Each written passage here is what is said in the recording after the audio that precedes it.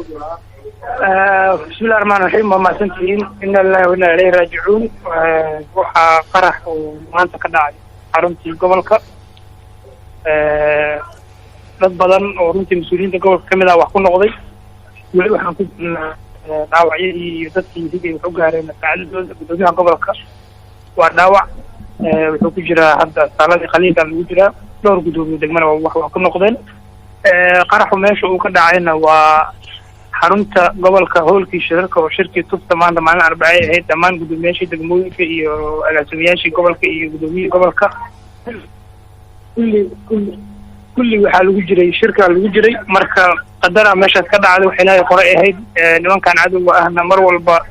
dagar kasta oo ay isku dayayaan waxay rabaan inay si un wax u geystaan oo isqarxiyaan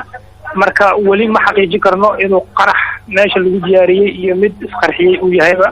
dib ayaana rabaa inaan kasoo sheegno waxaan shacabka gobolka banaadir ugu baaqayaa inay isdejiyaan waxaa dhacan ay tahay wax qadara oo ilaahay qoray gudoomiyihii gobolkana waa uu nool yahay haddana maaragtay lala tacaalayo caafimaadkiisa gudoomiyaha dhaawaciisa ka waran marka gudoomiye tuulax ma mid culus baa mise hadda sida ay loo xaqiijiyeen dhakhaatiirtu wareegii koowaad weli waa fiican yahay ma faham qaliinuna hadda ku jiraa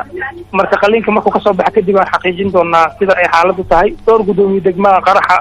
ku dhintay ayadana dib baan kasoo xaqiijin doonaa magacyada iyo inta dhaawaca ah iyo inta ay wax noqotay laakiin waxaan rabaa shacabkeena ku sheego inay tahay waxaan wax qadara oo ilaahay qoray qofkii ilaahay u qorana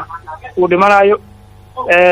inayna isdejiyaan nimankan anaga mar walba oo nagama leexin doonaan maaragtay howlaha aan qaranka u hayno si walba iskugu dayaan inay dhibaato u geystaan